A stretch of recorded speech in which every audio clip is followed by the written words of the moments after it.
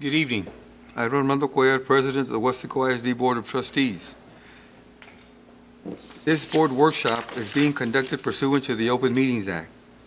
Notice of this meeting has been posted online for at least 72 hours. The board is meeting by the use of Google Meets and telephone transmission, which allows two-way communication for members of the public during public comments. A recording of this meeting is being made and will be available to the public at a later date. The time now is 5:42, and I call this workshop to order. I'll now begin the roll call. When I call your name, each trustee will signify their presence by saying, "Here or present." Mr. Isidoro Nieto. Present. Mrs. Jackie Sustaita. Present. Coach Jesse Trevino.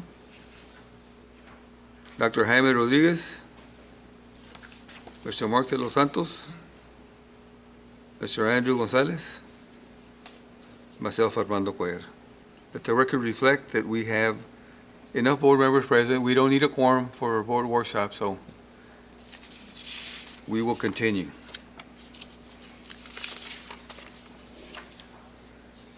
Item 3, public comments. There are none. Item 4, discussion and description of specified WISD board policy and review of district practices. Dr. Valdez. President Cuellar, members of the board, and members of the audience. Today, we're going to review specific WISD board policy and also review of the district practices that align to the specified board policies that trustees requested that we review today. Before we get started on the specific board policies, I'd like to just build some background knowledge for the audience and our viewing audience. The first is the Texas Association of School Boards, also known as TASB, provides us some context on what the duties are of school boards. And so this slide indicates what do school boards do, and you have some bulleted items there. So one of their duties is to ensure creation of a vision and goals for the district and evaluate district success. The second one, and I circled that one, says adopt policies that inform district actions, and that's what we're here today to do, is we're going to review specific policies that the board has adopted to make sure that district practices match to the policies. Also, school boards hire a superintendent. They approve an annual budget consistent with the district vision, and they communicate the district's vision and success to the community. So basically, those are the duties and responsibilities of a school board. TASB also notes, as far as the adoption of policies and review for effectiveness, they mention that a key responsibility of the board is to adopt local policies that guide how the district operates. And so your administration and district staff make important decisions based on district policies. Now, local school boards must adopt policies that are consistent with federal and state laws and regulations and should ensure they match district practices, and that's why we're here this evening to do just that. I do want to let everyone know that whenever you review a district's school board policy, you're going to see that some policies in parentheses mention legal. And those are legal policies that are mandated by state and federal law. Those do not get revised by local school boards. The ones that can be revised and adopted at the board's discretion are those in parentheses with local next to them. So by distinguishing these two, the legal and the local, the board and the public can clearly see what part of district operations are mandated by state and federal law and which are adopted at the board's discretion. And finally, TASB also notes about school board policy. They state policies define the purposes and prescribe in general terms. They create a framework within which the superintendent and other district staff can discharge their assigned duties. Policy is one way the board communicates what it wants of administration. Policies should clearly define what the board intends or requires, leaving the how of implementation administration to the superintendent or their designee. So now we're going to review the specific or specified board policy that were requested from trustees to review today. And so the first one is CE local. So you see in parentheses, local annual operating budget. And the CE local in the section fiscal year, the current board policy for Weslaco ISD stipulates the district shall operate on a fiscal year beginning September 1 and ending August 31st. And recently, as a matter of fact, we are still in transition to the new fiscal year. So the fiscal year has been changed to reflect the recent change. The revision is as follows. The district shall operate on a fiscal year beginning July 1 and ending June 30th. TASB has reviewed policy, and it will be presented to the board for consideration of approval at the March 9th, 2022 board meeting. Didn't we have a meeting already where we already approved the new fiscal year? We have had, where it was We board already- approved, it's just changing it, it's updating the board policy CE local. Right. Yeah. So that was the question on this policy. What you can't see on here is, of course, on the bottom, it has the date that it was last updated, and it's not on here. But we had already approved it, right? So then TASB just hasn't gotten notice, or like, why isn't it updated yet? We had not notified TASB. I notified TA, but not TASB. Okay, because I know that when we've done revisions to policies, it doesn't take, that long.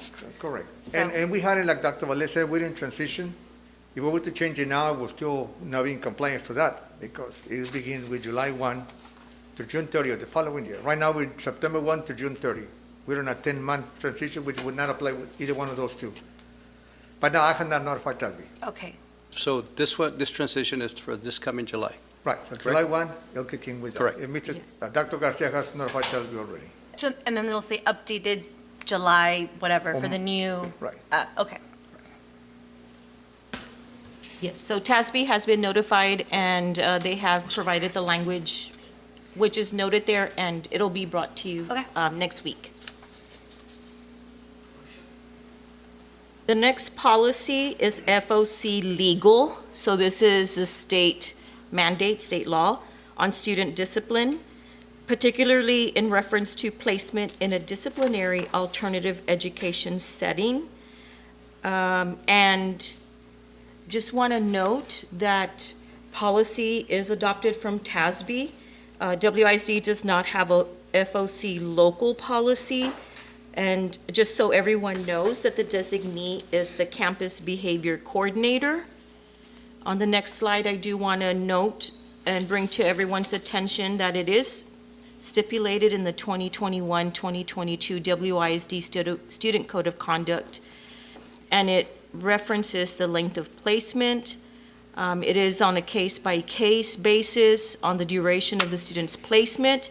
The campus behavior coordinator is the one that determines the duration of the student's placement in a DAEP. And of course, the student's placement shall be determined based on the seriousness of the offense, the student's age, grade level, the frequency of misconduct, the student's attitude and statutory requirements. The maximum period of DAEP placement shall be 1 calendar year, or the maximum, that is. And so that is the policy on legal as far as DAEP. Dr. Valdez, oh, excuse me. Go ahead. We have a behavior coordinator at each campus, correct? Yes, sir. Every campus has a campus behavior coordinator. Okay. The issue with this, and I'm just going to go ahead and just say this because I did bring up, I would like to talk about the policies because I believe that a policy-driven board, that's what we do. We look at policy, are we following it, are we not? What do we have to revise to respond to the needs of our district. This is what we have to do.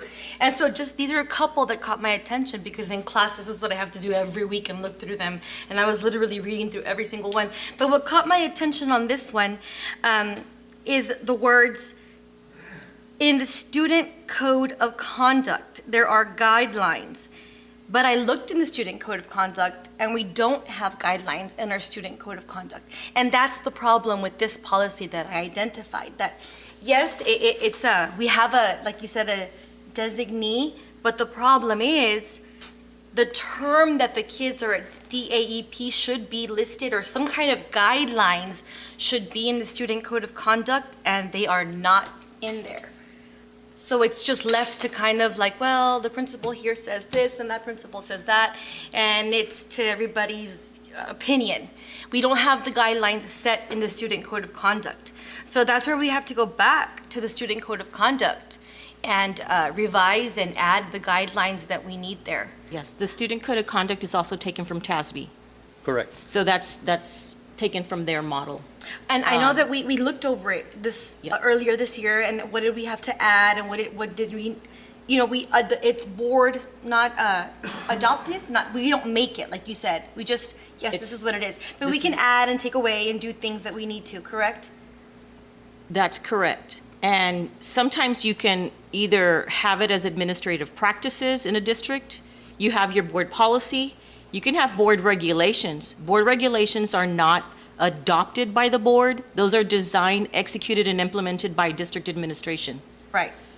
They can be listed in the board, in board policy, but they're board regulations. You can also have administrative practices where that's noted.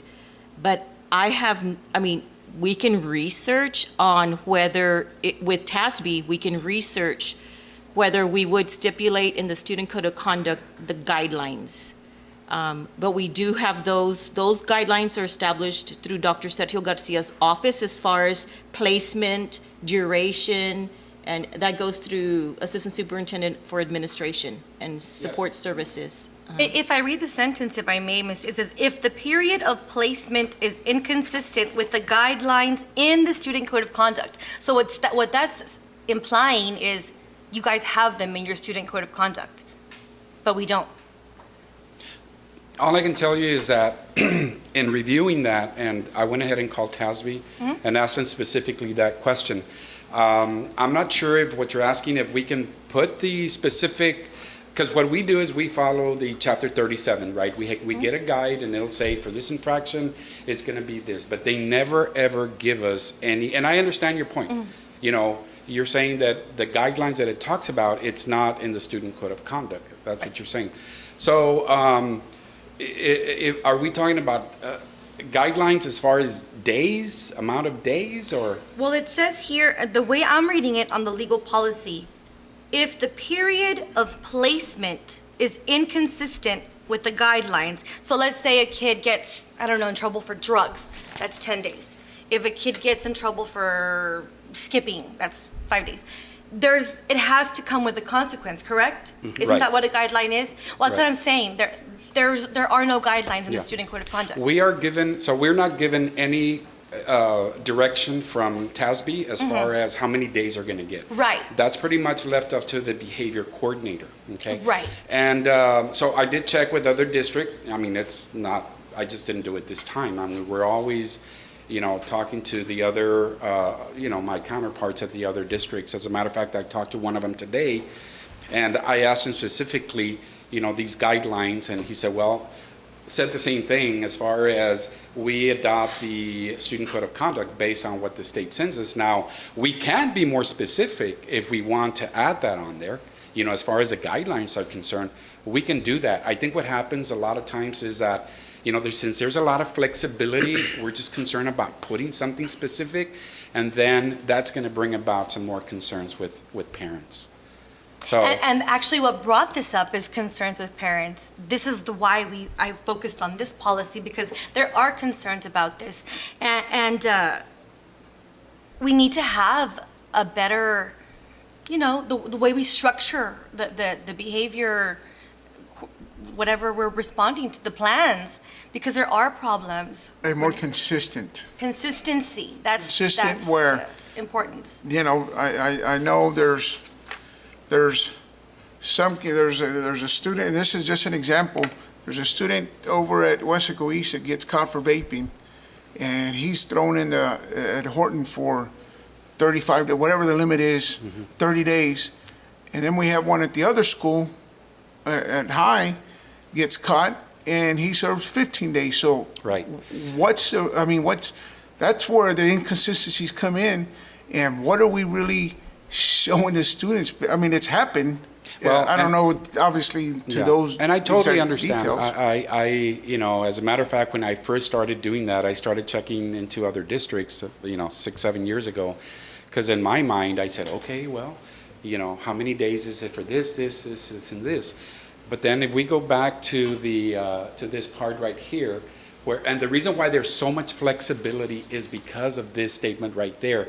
The duration of the student's placement shall be determined on a case-by-case basis, very specific.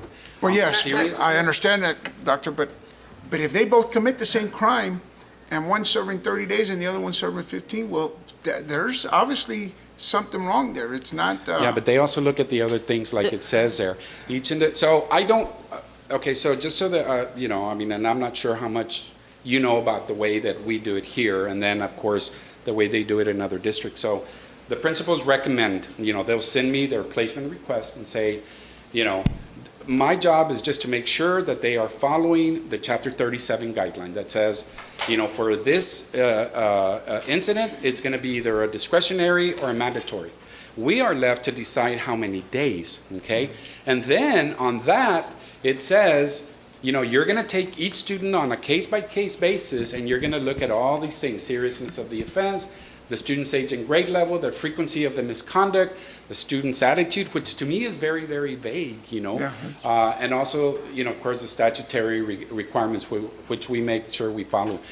We can be more specific, I if that's just would what. like And to see it straight across the board. That's the beauty that I tell everybody of a school board is that this is the legal policy, but we have the flexibility as a governmental body to make our own local policies to respond to our needs of our district.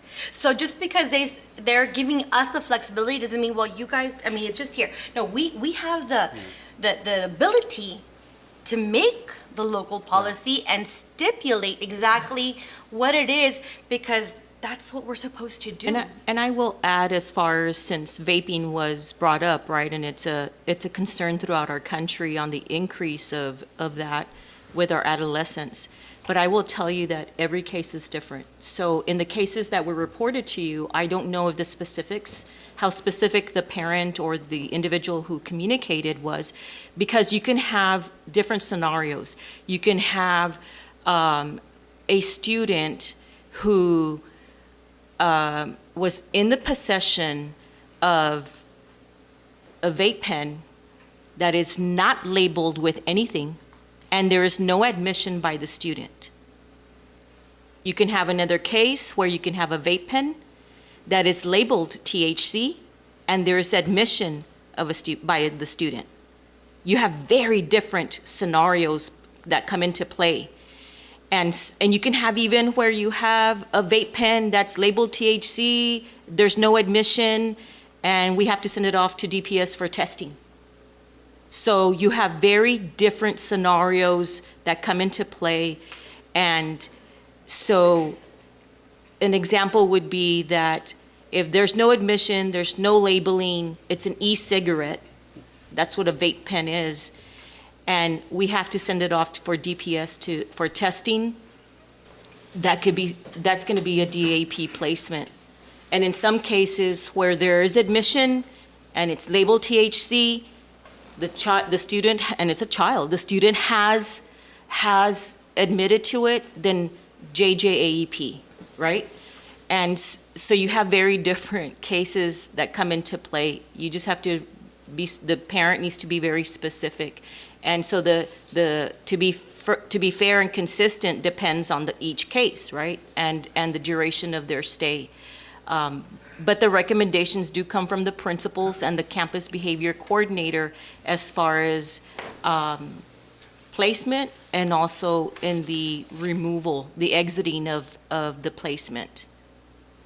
So, but I think, you know, your observations are well taken, and I can continue to research with TASB and ask them, you know, I think, because this is legal policy, right? It's So we legal. can't change that. Right. But Yeah, as we don't far wanna as the change student legal. code of conduct, you know, we might have flexibility for that, so I can investigate that and see if that's something that, Yes. that you all Yeah, would we're want not us trying do. to change, we can't change legal policy, Right. we know that. But Exactly. what we can do is make our local policies. And like Dr. Valdez said, there's different scenarios, but they all fall into a certain category.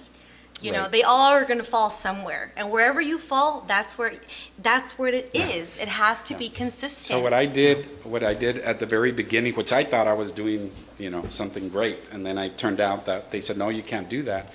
So what you're talking about in the Chapter 37 chart that we have, you know, it has the infraction and then it has the recommendation, whether it's going to be discretionary placement or mandatory placement or discretionary expulsion or mandatory expulsion. So what I started to do is started to put days on it. Okay, for this, it's going to be this many days. And I checked with other districts and they said, well, the only reason that you can't do that is because of the flexibility that gives you here. Okay, so I don't know if I'm explaining myself. The fact that, you know, it says the duration of the student's placement in the AEP is going to be determined by each behavior coordinator. Because trust me, there's a lot of disagreement, you know, with the behavior. We have a behavior coordinator for each campus. And then, of course, the principals also work with the behavior coordinators because they just want to make sure that, you know, we are also being fair and consistent. So even they disagree with some of these things. You know, so at one point, I think we were going to have a meeting with the three principals because most of these cases are, you know, most of the cases in middle school are usually discretionary, you know, misbehavior. So I was going to meet with the principals, but you know, Dr. Gamboa said, well, so many days, and you know, Ms. Morales said so many days, but Mr. Zamora said, you know, no, I want them there the whole 45 days and stuff like that. That's exactly what that you got to the meat of the problem here. That's the problem. That 3 different kids at 3 different high schools can have the same problem, but we're gonna give them different consequences. So the consistency isn't between case to case. The consistency is between the schools. Right. That we're doing the same. That we're being consistent with our kids with the same type of issue that they had. Right. So one of the other things that and I'm sure, I think you reported to the board now that one of the things that we do, if I'm going to be the one who's guiding you on the placement to make sure that we're in line with Chapter 37, then I am going to have also the responsibility to make sure that I review all your early releases The exits. to make sure that, you know, Right. and, you know, and then we follow the plan. There's a certain plan that they have to follow once they're exited. When they go back, this is my exit plan that the counselors have to review with, you know, and the social workers have to review with each individual student. So now, you know, I'm reviewing each one of the exit requests, telling them, okay, you know, are you sure that this is the right, you know, decision for this individual student? You know, but I can, you know, continue to research it and talk to TASB, and look at what are the, you know, what some of the things that we can do for that. So, Yeah. At least to have it in student code of conduct. Just, you know, my observation to this whole thing is the word consistency is being brought up, you know, very often, and the bottom line is, you know, to do something like this is not okay. There's not going to be a variation on what the consequences are going to be. Bottom line is just don't do it. I think that's what we want to get at for consistency. absolutely. You know, this thing with. You know, because trust where do me, you draw the line? Well, you know, it's only this. Well, no. Period. It's not okay. I think if it's just, like you mentioned, Mr. Cuer, a consistency for every case, you know, and depending on the situation, as long as it's consistent, then everybody will be okay with it.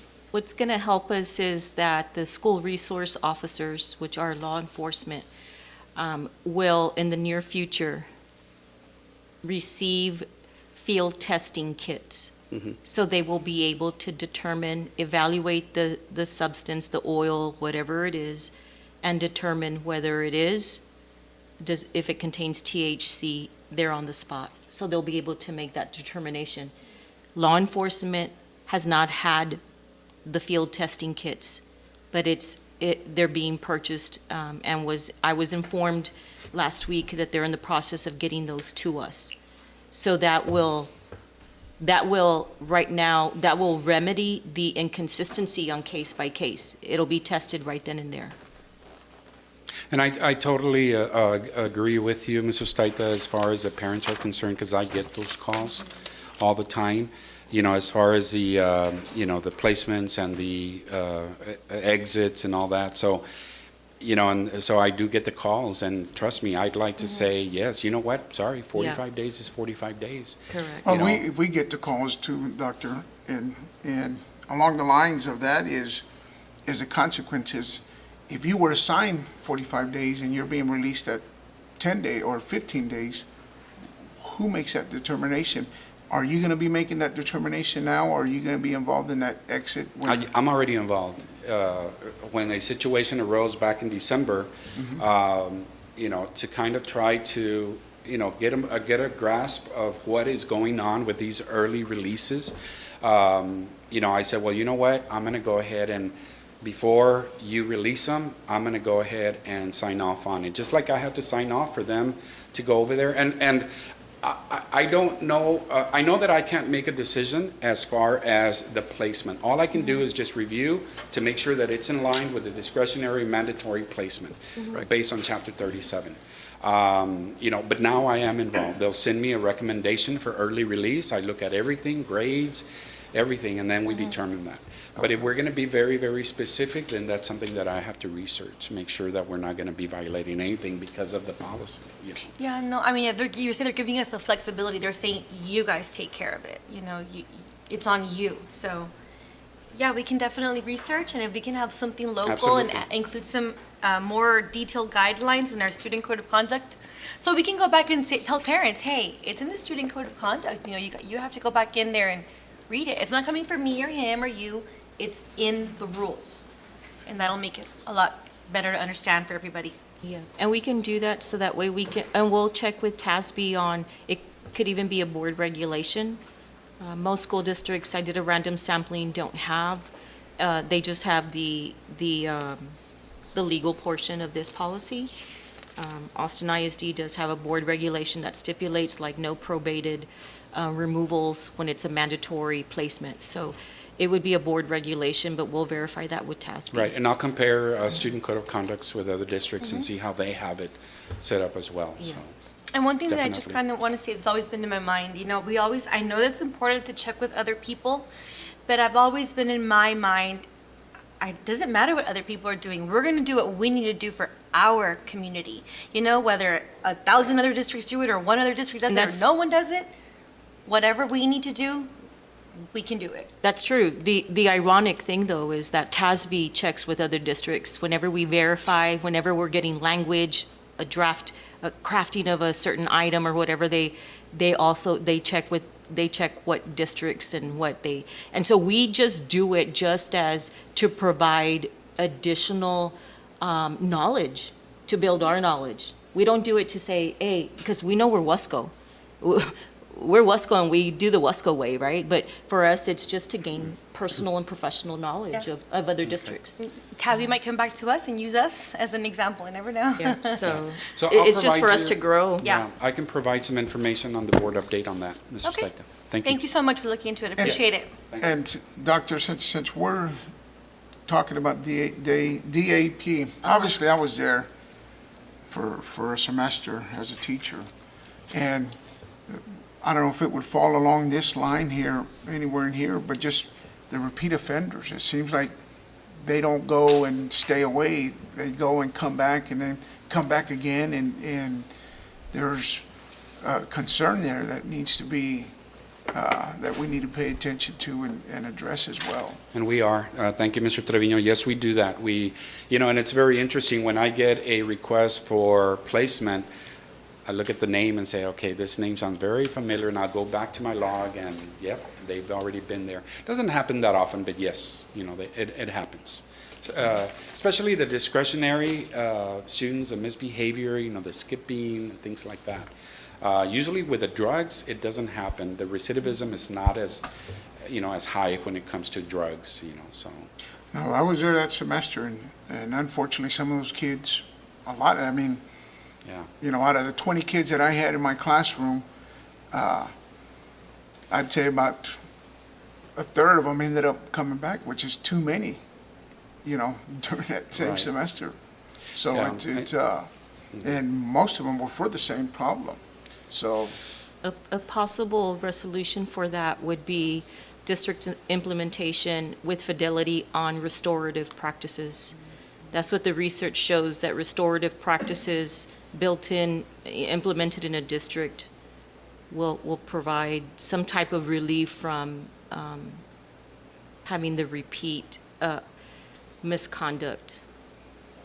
And I know that the district, Weslaco ISD, has implemented, but it's just a matter of implementing it with fidelity. Yeah, I think, and again, Ms. Ustaita, Mr. Trevino, it's well taken, I totally understand what you're saying.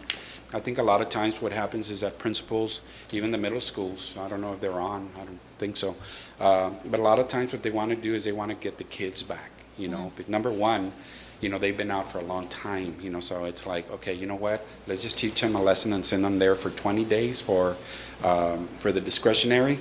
But within 10, 15 days, let's get them back because, they're already missing out a lot of instruction. But as far as those cases where they could be punishable as felonies, okay, I understand, that's a little bit more severe.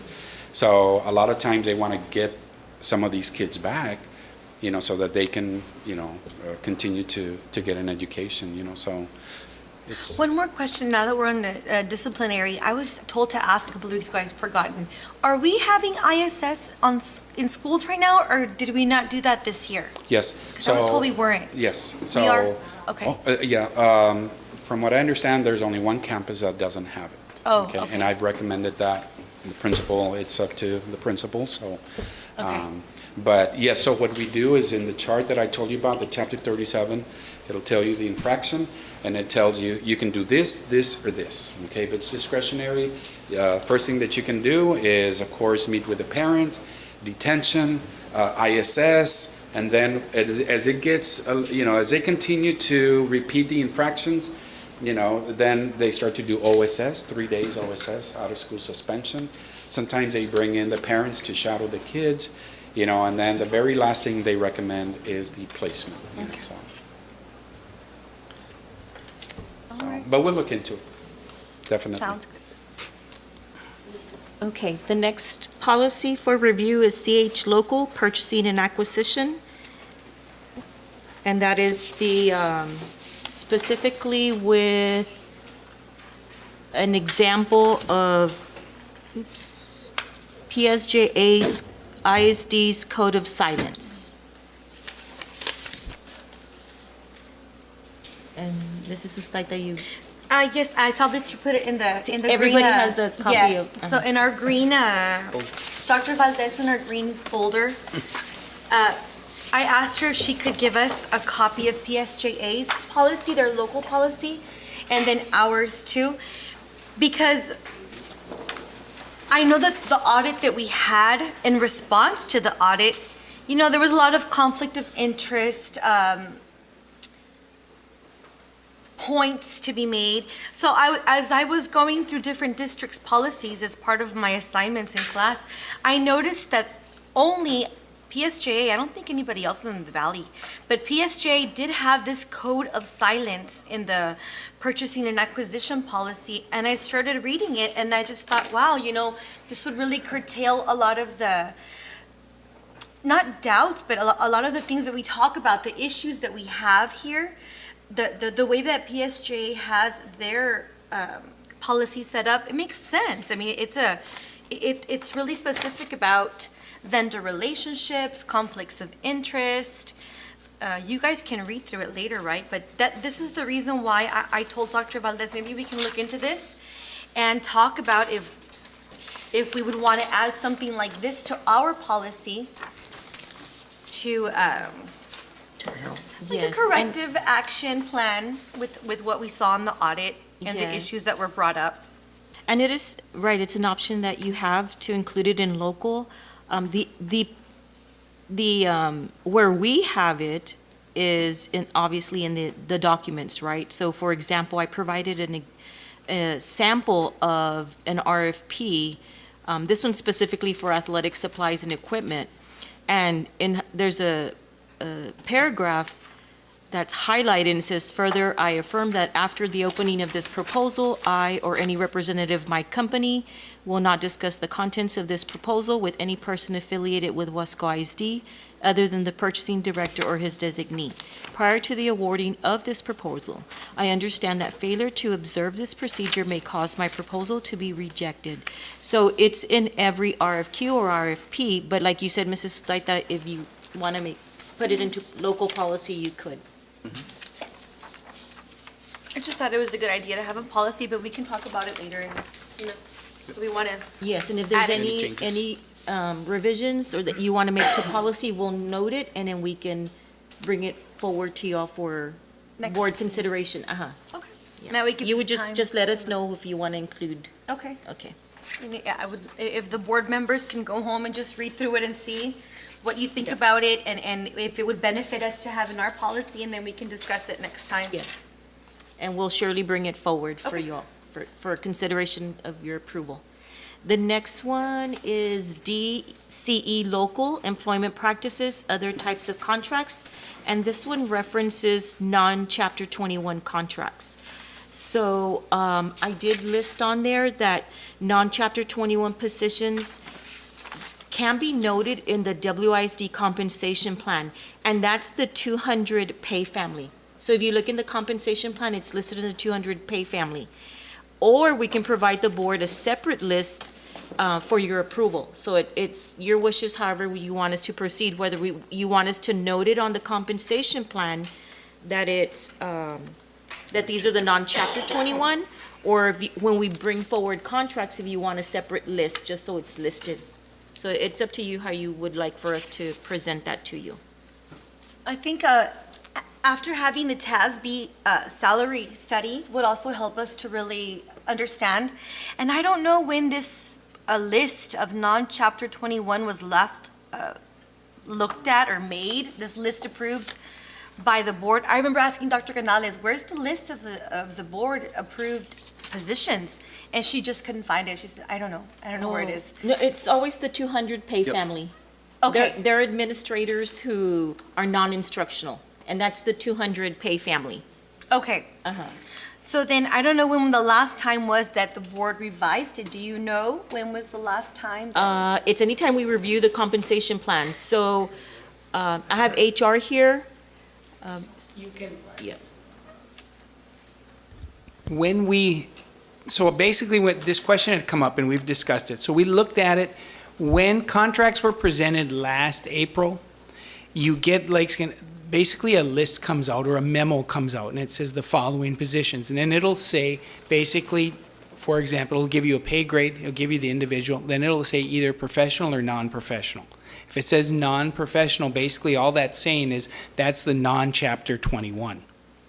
What we're looking at and what Dr. Valdez is mentioning to you all is what we can do is when we bring that and present it forward, what we can do is break it down and delineate it a little more, right? So these are going to be the non-professional or non-Chapter 21 positions. These are the Chapter 21 positions that you go. So you have, Instead of having a lot of it times it's all listed, one. because a lot of times when you get it, it just says listed as key personnel. Right. Right? So you'll see key personnel, and then it'll be listed as principals. And then you'd have those at central office, right? So what we can do is break that down and delineate it a little more, so you can see exactly which ones are non-Chapter 1, which ones are Chapter 21. And I mean, I know who Chapter 21 and non-chapter, certified or not certified, but my thing is, the key word here is contracts, because we don't have to give a contract to a non-Chapter 21 employee, right? They can be either at will or term. Only people who are certified get a contract later on. So that was my concern with this policy here, because I don't know who we're giving contracts to. So I think if I can understand what exactly you're saying is, position X should be non-Chapter 21. Position Y should be a Chapter 21, and designate exactly what those positions are and if they are a professional or non-professional contract, I believe is what you're trying to say. And what type of, Yes. right, what type of, is it contract, is it at will? Yes. So we can create a spreadsheet Sheet. that'll list Mhm. the particular position or person, and then the Chapter 21, non-Chapter Right. 21, and then the type of contract. So we can do that, we can provide a list, like an official list. I think that's, Okay. You'll note that? Yes. Okay, thank you. Okay, the next policy for review is DHC Legal, Employee Standards of Conduct. And this one is on the reporting to Texas Education Agency. And Sorry. so this went into effect September 1, 2019, when a principal or a superintendent learns of someone's resignation or termination because of misconduct. We have 7 days to submit the misconduct report to TEA, and it gets sent to the Commissioner of Education. So that's in accordance with Texas Education Code Chapter 22.093. And so we have to, right? Otherwise, there are sanctions. A superintendent can face, sanctions to his or her certification and so forth, right? So by law, we have to submit that report of misconduct. And the, Normally, a principal will submit that as soon as he can, depending on the situation, notifies the superintendent right away. the key, and the key here isn't the timeline. It's not about 7 days. I brought this up because of principals contacting the superintendent. My concern wasn't with the 7 days at all. I understand there's 7 days. My concern is, who are we going to notify when we have a problem? Are we going to the superintendent? Are we going to HR? Are we going to Andres? Who are we going to? When we have a big problem, for example, what happened in the news, a couple of months ago, which I don't even want to think about, but what you read out there in the public and in the newspaper, I want to make sure that we all understand that the person that the principals notify is the superintendent. That's the first person that we notify. Yes, there's a chain, of course, there's always a chain of command, but for something that's very serious, the superintendent is the one that principals notify, not HR, not anybody else. That's what I want you to, that's why I brought this policy over to you. It wasn't so much it wasn't the 7 days, it was notifying the superintendent. Oh, okay. Well, you provided this policy, you referenced this policy, that's why I was Yeah, and I noting that highlighted policy. principals notify superintendents. Yes, and that specific policy references if there's a termination or resignation, so that's what that is. What you're referencing is the administration's execution and implementation on a response protocol. Yes. That's what you're referencing. Right, so that's it. That's at the superintendent designee's discretion on the how, right? On how we implement the policies. So, really, the protocol is they contact their immediate supervisor. And then, for example, in a case where a principal knows that an administrative investigation is going to ensue, step 1 in the administrative investigation framework for WISD, step 1 is to contact HR. In any particular severe case where we know that employees may face administrative leave with or without pay, pending the outcome of the investigation, step 1 here is to contact HR. And that's why we have HR directors, because they're going to go out into the field to to assist the principal in the investigation. The notification, yes, can go directly to the superintendent. In the specific case that you're referencing, I was told 65 minutes afterwards. At the time in reflecting, I was meeting, it was on a Wednesday, we had board planning, I was meeting with Coach Cuellar. Coach Cuellar was in my office. Doralisa Zavala was standing outside by my secretary's area to inform me within minutes that principal had already contacted the office to send her over there. So we were in behind closed doors meeting. But yes, we will communicate with principals, whether through a phone call, through text, through email. If it's severe, that's our call, right? We'll train the principals to reach out to us, absolutely. But of course, it also, it can be through text, it can be a phone call, it can be, probably those two would be the quickest to get a hold of us. So Abo Aguilar will, and I will get with the principals as far as the communication piece of it. But we're always in the loop of everything. The principals are really good about communicating everything to us that they believe we should know about. Any threats, any potential violence, any misconduct by employees. The principals are excellent at communicating with us. We're always in the know. And so that's just a determination by the district on the how it'll be implemented. But surely we'll communicate that with the principals that And normally, reach out to us. as a former principal, if I contacted the superintendent and say that the superintendent was in a planning meeting, then then the next step would be, okay, who is responsible for this particular situation? And the majority of the time, it's HR. Yes. There's some other times it could be something else, but the majority of the time, and as soon as you can contact the superintendent, you do. As a principal, you do. Right. That's just common practice. You do. And sometimes superintendents are behind closed doors meeting with, Right. whether it's an employee, whether it's board president, whether it's, in this case, it was the board president. But yes, we will clearly communicate that with principals to reach out to myself or whoever sits in the seat and Mr. Aguilar. And whomever their immediate supervisor may be at the time. The next policy is DK local assignment and schedules. And this one was in reference to, I believe, the travel allowance. Correct. This section of DK local supplemental duties, that's like extra duty pay. If an employee participates as a UIL academics coach, UIL fine arts, for example, band directors, choir, all the positions involved with UIL fine arts and as well as UIL athletics, any clubs, organizations, their club sponsors, those are all supplemental duties. The question was on the travel allowance, right? I think some people think that it's like a stipend, but it's not. So these are stipends go along with the supplemental duties. So the travel stipend, the travel allowance is not supplemental duty pay.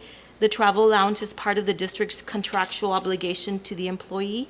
It is part of the employee's compensation. The travel allowance will be reviewed by the Board of Trustees prior to the approval of the 22-23 WISD compensation plan. And currently, right now, it is under specific review with TASB. And so administration will come forward. It'll be your call, your decision on how much and who gets it and so forth. So that's going to come before you, and TASB is studying it. Okay. Dr. Valdez, when did you say the TASB study would be ready? Gosh, I thought they said sometime in May. May. Coming up. I want to say it's May. In May, and compensation plan is probably, the goal is to bring it in that May board meeting. So it's in the regular May Regular board meeting that we're right. hoping to bring forward the compensation plan when the budget is brought forward as well. And TASB has scheduled a workshop with you all in early May as well, To be here, they'll be presenting the to information. go over the findings of the report. Thank you. Thank you. One final note, we're hoping they'll present in conjunction, which is the staffing and the salary together with you all. Thank you. And the last one is FNA Local, Student Rights and Responsibilities, Student Expression. And this one was in particular with the, on the students who participate in graduation ceremonies. Oh, the reason I brought this up, because we were talking about student expression. I had no idea about a limited public forum, just a regular public forum. There's been a lot of legal cases on this, how students want to express themselves, what they can, what they can't say.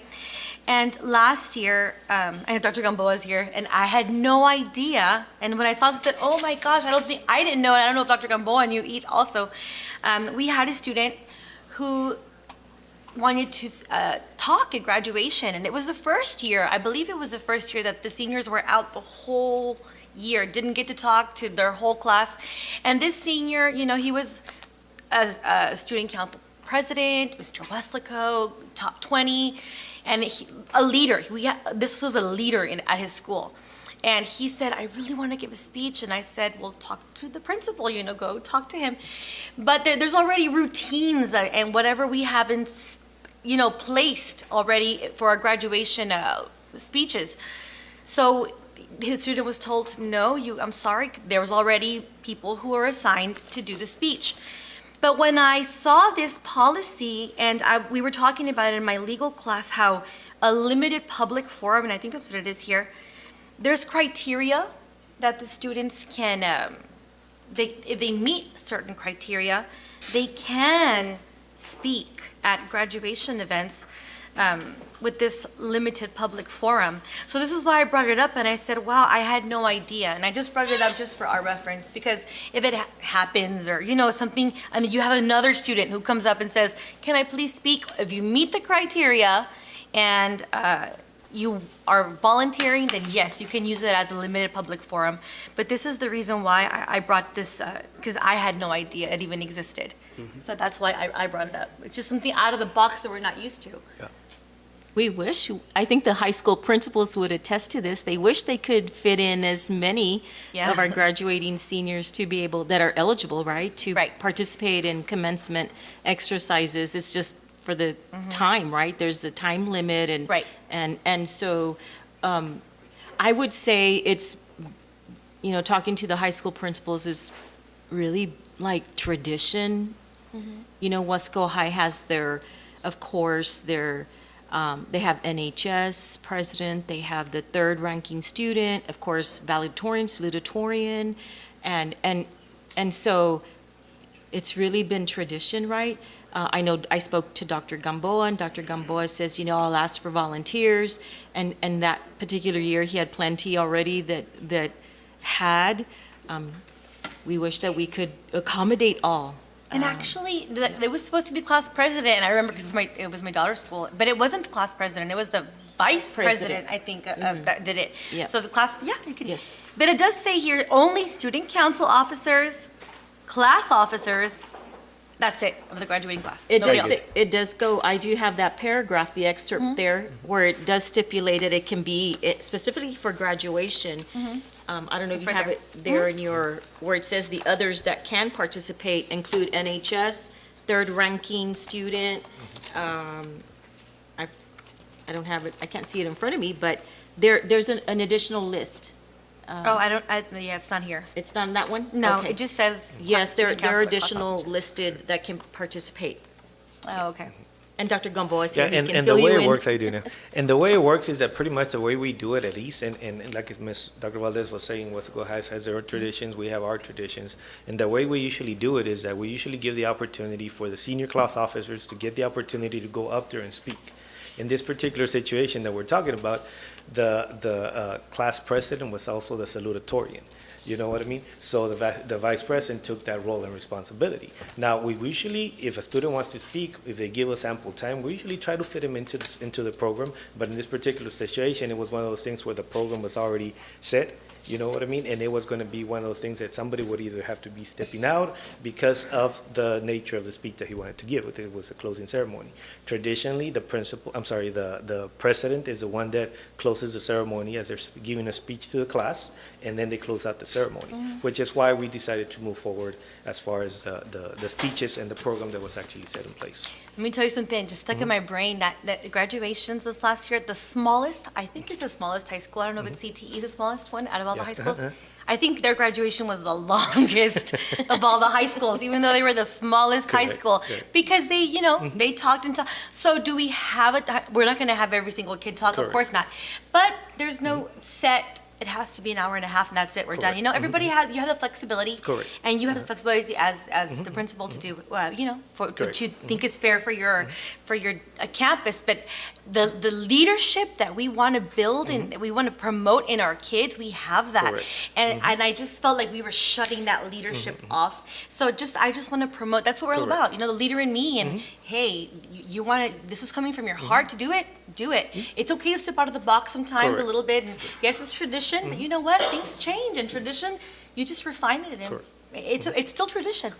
But I just wanted to bring this policy up because now that opened our eyes to, Correct. okay, now we know. See, and now that brings up also different practices that we can also implement while in the classroom, while the year's going on, so that we can go ahead and try to give, like you said, the forum to the kids that want to speak, and if it's to the point to where it's so many, we can limit the number.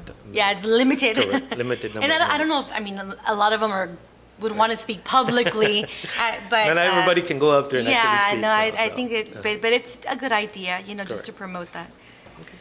But all right, thank you. Thank you. Well, this concludes the board workshop and the review of the policies. Again, if the board wants us to proceed with any changes to local, just let Mr. Cuellar know, and we'll proceed as needed to. And this concludes our presentation. Thank you, team. Thank you. Okay, before we adjourn, let the record reflect that Coach Eje Trevino joined the workshop at 5:47.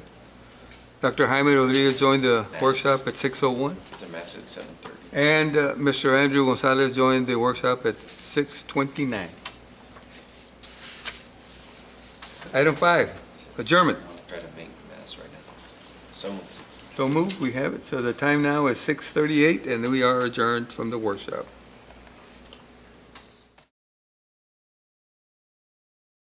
Good evening. I'm Armando Cuellar, President of the Weslaco ISD Board of Trustees. This special board meeting is being conducted pursuant to the Open Meetings Act. Notice of this meeting has been posted online for at least 72 hours. The board is meeting by the use of Google Meets and telephone transmission, which allows two-way communication for members of the public during public comments. A recording of this meeting is being made and will be available to the public at a later date. The time now is 6:44, and I call this meeting to order. I'll now begin the roll call. Call each board member by name. Signify your presence by saying here or present. Mr. Nieto. Present. Mr. Statham. Present. Coach Trevino. Present. Dr. Rodriguez. present. Mr. Mark de los Santos. Mr. Andrew Gonzalez. Present.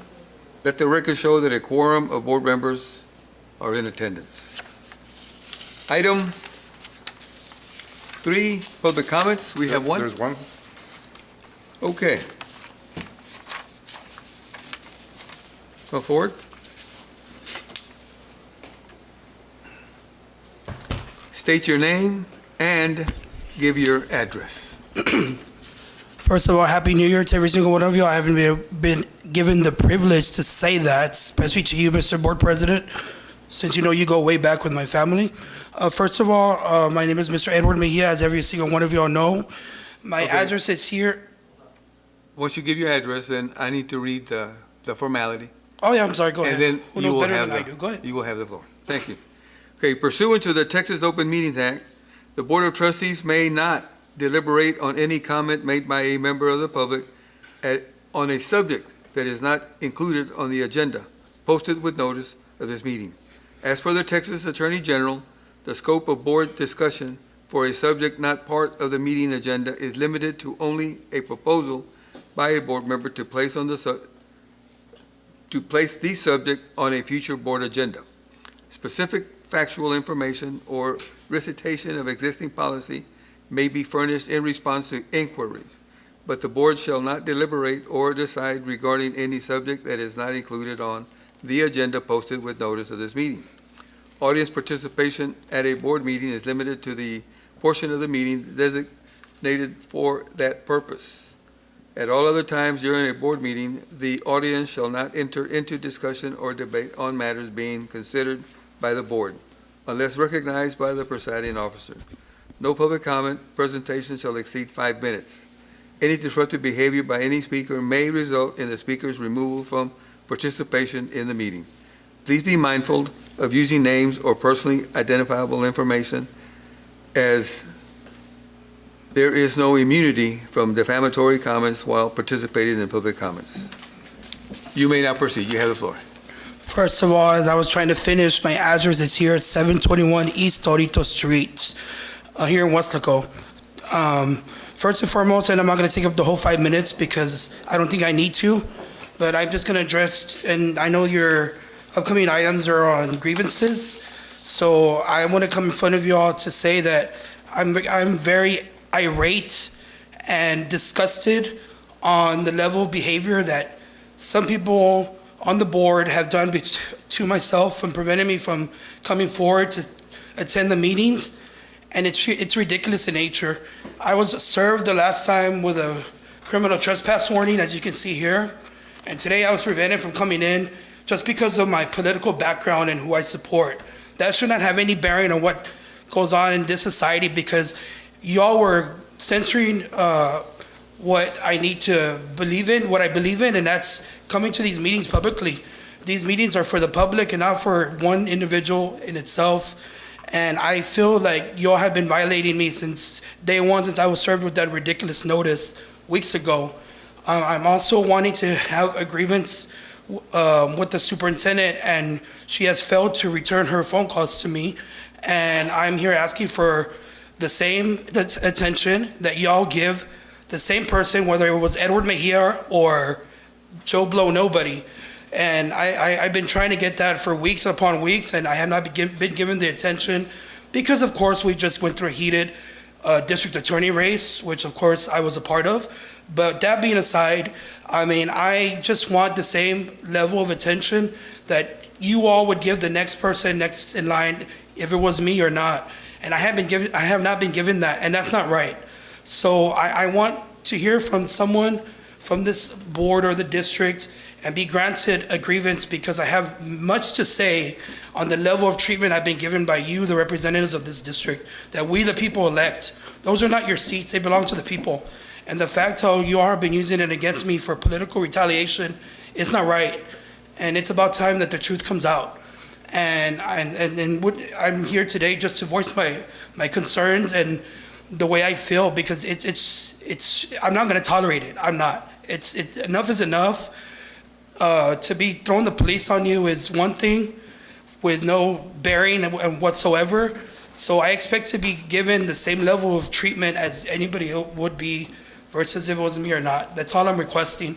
And I hope to hear from somebody soon, because this is getting out of hand. I was blocked from coming in here earlier because of the fact that the guard mentioned that the order came from the superintendent to block me from coming in, and that there was a criminal trespass / restraining order against me currently in play, which thank you that I got that cleared. If not, wouldn't be here standing in front of y'all asking for y'all to assist me in these matters, because it's not right. It's not right, and I should not be treated such just because I don't agree with certain people on the board's political backings, and they're using that as their personal toy against me.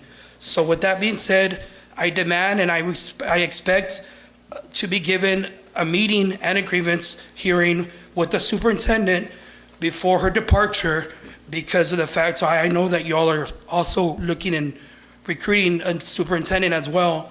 And I really hope to be hearing. I called their office, and I don't know what happens there, but I haven't given a follow-up phone call, and it takes this to come in front of y'all. I mean, I shouldn't have to do this, and I shouldn't have to be ridiculed in the parking lot with threats of being put in handcuffs either.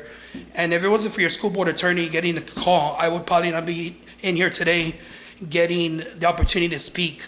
So with that being said, I'm just gonna be, I'm gonna wait for my follow-up appointment, my meeting with your superintendent, and I expect to be heard thoroughly and be given the respect that each individual coming before y'all with their concerns and comments would be given. That's all I'm asking. And I expect to be given that opportunity. Thank you, Mr. Board President and Madam Superintendent. It's good to see y'all again. I hope to hear from y'all soon. I appreciate it. Thank you, sir. Thank you. Item 4. Close the meeting to conduct a Level 3 grievance requested by J. Campos pursuant to policy DGBA local. Dr. Valle?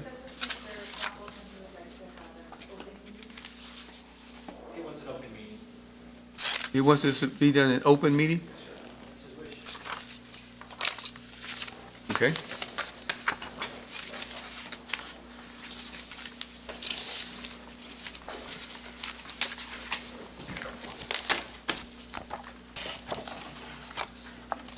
Today is Wednesday, March 2nd, 2022. It is now 6:52 p.m. and we are here in the boardroom in open session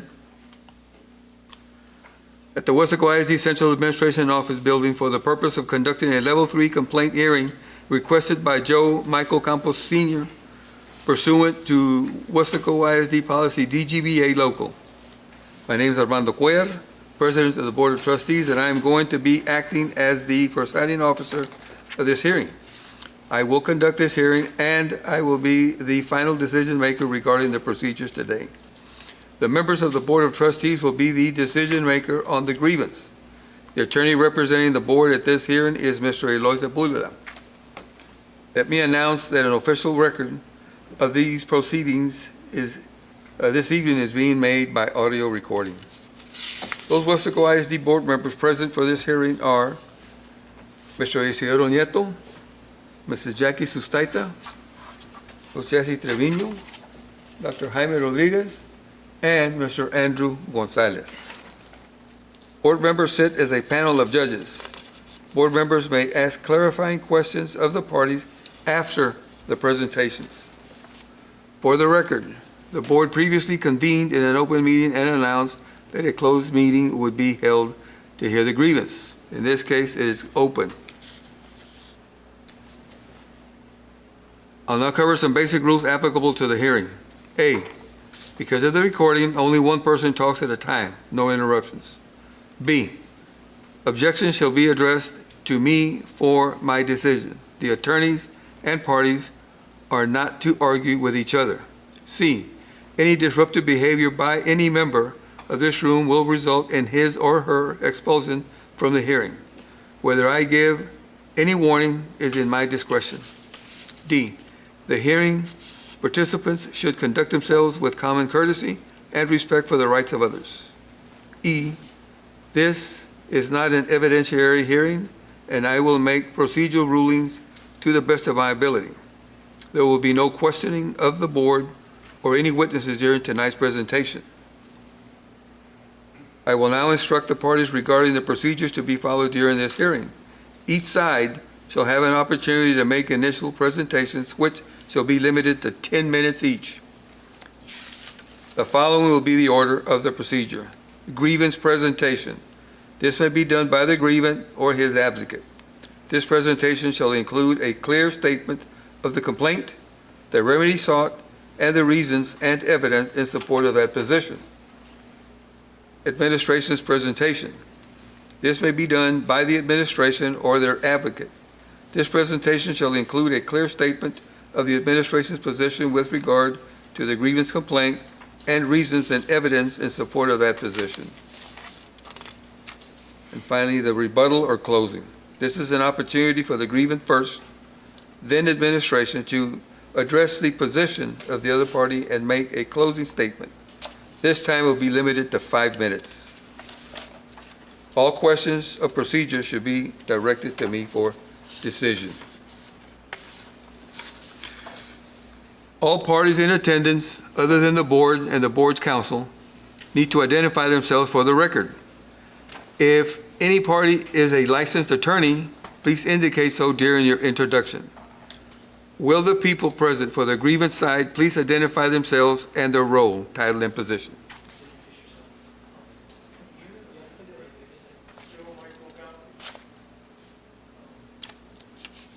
Okay.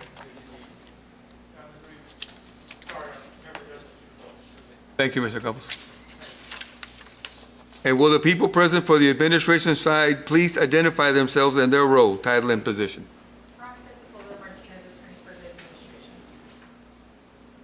Sergio Garcia, I was a level 2 hearing officer.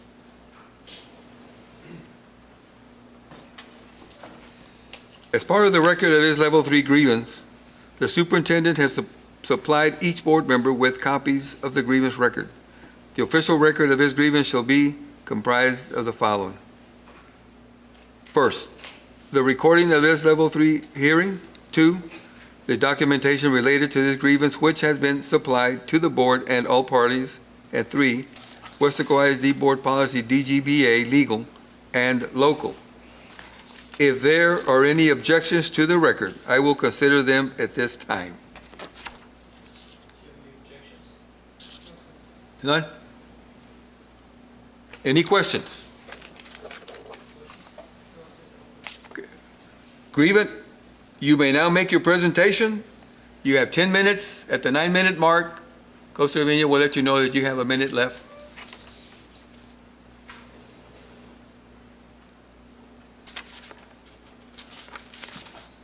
I don't know what to say except for my original grievance has all the information in there. The packet I received, it looked as if some of it was missing, but I'm pretty sure it's a long list, so you can have all the information. Sorry. I really have nothing else to add. It's all there, and this is just I don't know. It's just you read what's on there, and I really have nothing else to say. This is just a little more than it should have been. And I'm sorry I'm taking up all your time. It shouldn't have gotten to this level. It should have been taken care of there as maybe a small write-up or something, but it's just been blown out of proportion. Just look at everything that's in the package. Thank you. Okay, thank you, Mr. Campos. The administration may now make its presentation. We have 10 minutes, 9 minutes. At the 1-minute mark, we'll be notified that that's what we have left. Thank you. Just a brief presentation. Mr. Campos, in his level 1 grievance, the specific remedy he sought is reinstatement. His complaint is that he was terminated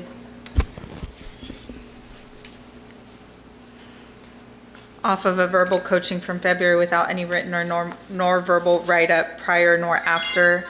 I believe you all have been given a copy of his employee file, and in that file there are several written reprimands where Mr. Campos signifies that he did receive them, did go over and review those reprimands, and that was signified by his signature on each of those. The first written reprimand was given to him on September 2nd of 2020 for sleeping. The second written reprimand was due to unexcused absences, and that one was several weeks later on September 18th of 2020. The third written reprimand was for failing to disclose outside employment. There was a warning letter and a job growth plan that was referenced in the grievance, in the initial grievance, that was signed by Mr. Campos on February 12th of 2021. There was another written reprimand that he signed for failure of directives because there was continued violations for not wearing his uniform and keeping the doors unlocked, and that was on April 21st of 2021. And he was terminated on July 1st of 2021. Based off of these written write-ups by his supervisors, and even being placed on a job growth plan where he continued to experience issues and failure to follow directives, that was the basis for his termination on July 1st, 2021.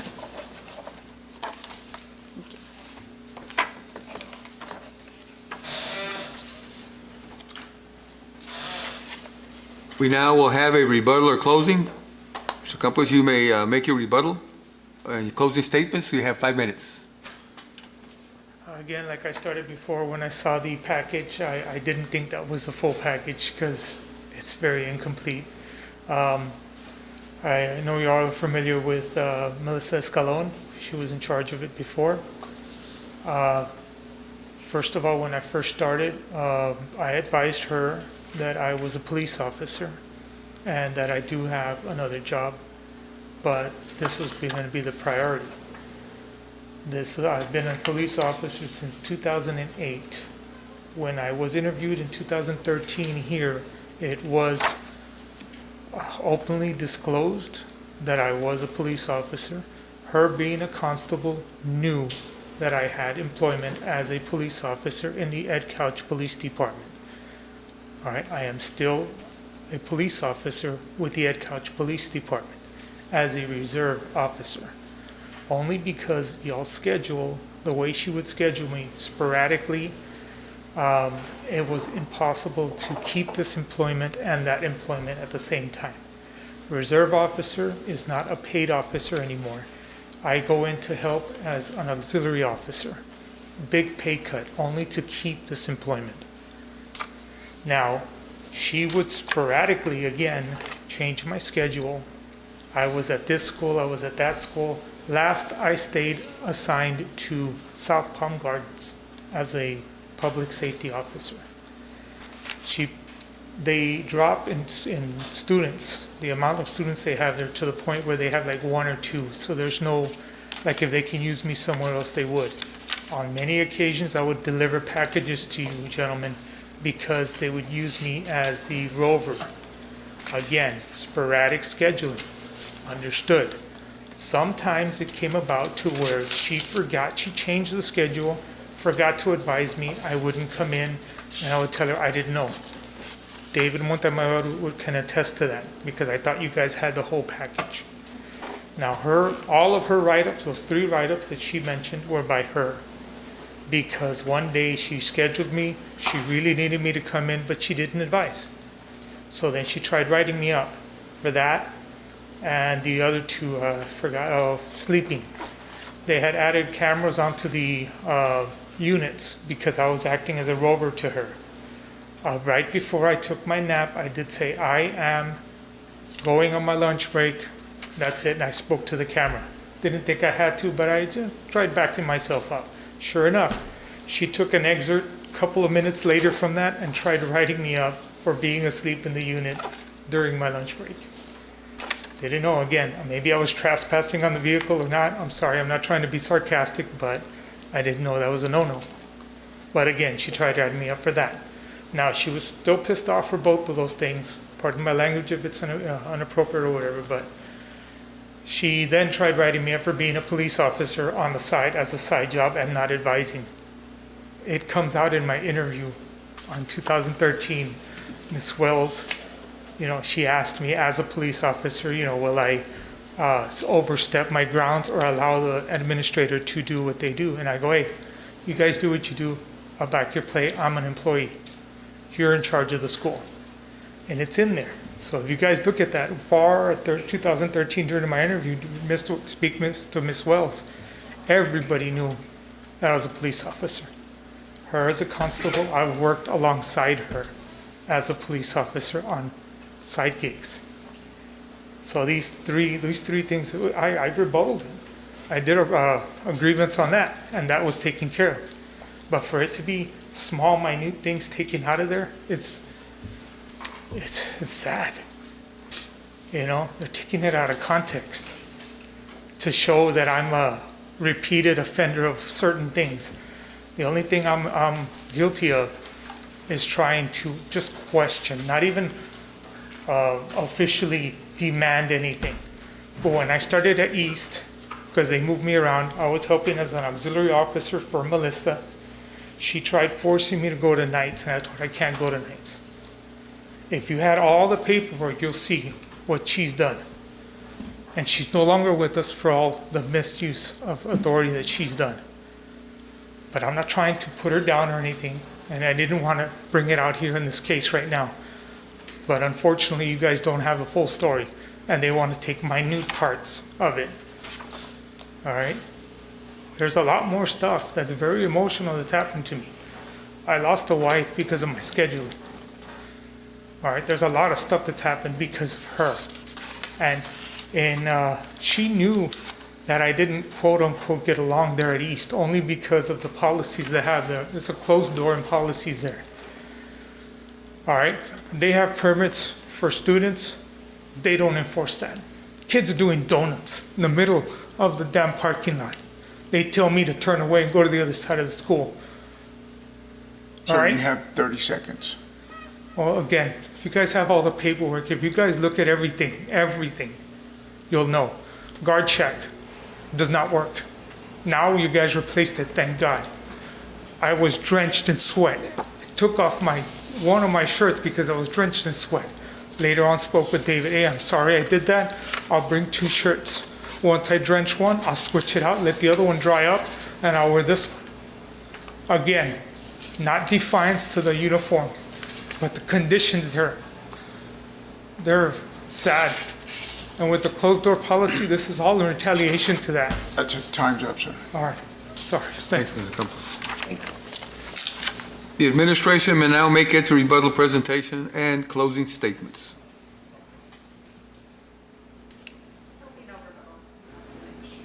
Thank you. Do any board members have any questions?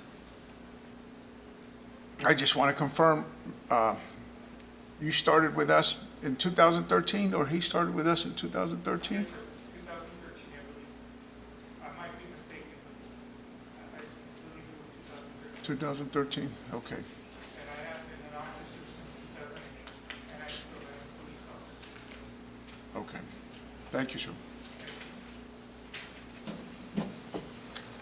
Anybody else? Mr. Campos, can you come up here? So they mentioned the corrective action plan. The corrective action plan or the job growth plan. Did you follow that, or do you still? Well, One of them was was that the only time with your uniform, or was other times too? I believe there was 2, maybe 3 times. Okay. I don't recall. This plan that you speak of, Correct. Mr. Reyna pulled me into the office. He gave me those 2. I rebutted. I told him, look, that time it was because your guard check is not up to par. He was irate by that, but he skipped it. And then he stated that I wasn't locking doors. I just know that was also bringing up. Correct. My schedule ends at 7 o'clock in the afternoon. Yet you have custodians there till 9. Correct. I check doors. I have no control over what they do after 7. Also, they had me checking extracurricular activities that they had there. That was another rebuttal I had to them about their scheduling. That's after school and athletic and choir, whatever their extracurricular activities, but yet they refused to have us as regular guards and work that as an extra detail. So his complaint was, you're not over there, you're not over there, you're not over there. I wasn't all over the school. I'm surprised he didn't bring that up as one of the complaints. But supposedly parents didn't see me at the practice yard for the band, but yet they didn't see me in the practice yard for the school for softball. It was various complaints. It was just a retaliation for me asking him, why don't you do this, why don't you do that? And again, to be honest, I didn't even ask him officially. I asked the guards, hey, what's going on here? Why do they do that? Why do they do that? The guards told me, don't take it to them. They're going to attack you. Sure enough, one of the guards inappropriately texts him all the time, and that's where this came out of. Do I have proof? No, because I have no control over their phones. But I didn't even officially bring it up as a complaint. It was a complaint from another guard to him because of their inappropriate relationship. Okay. Thank you. Sorry.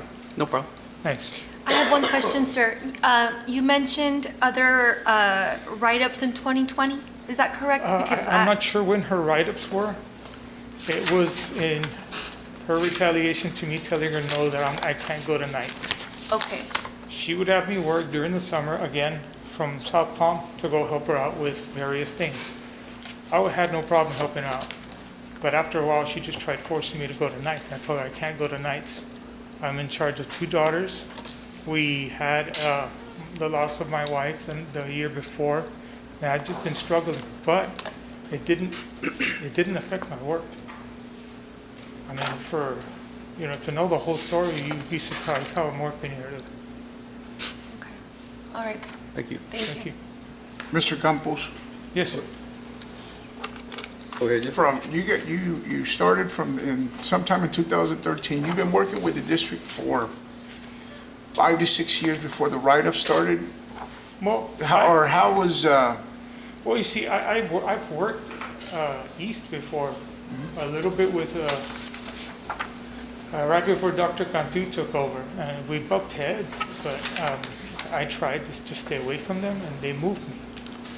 well, okay, well, not even Weslaco East. You've been with WISD from 2013 up until the write-up started in September of 2020? Yeah. Any other write-ups during all those years? You can check my record. That's why I said I was hoping you guys had my whole file.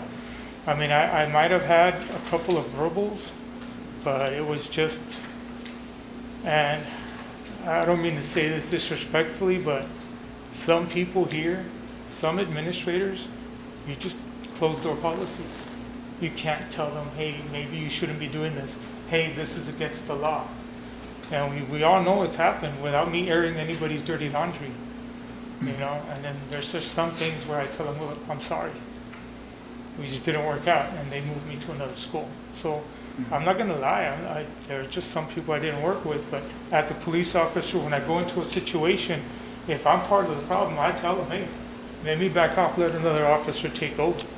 Doesn't mean I'm the problem, doesn't mean they're the problem, it's just we didn't work out.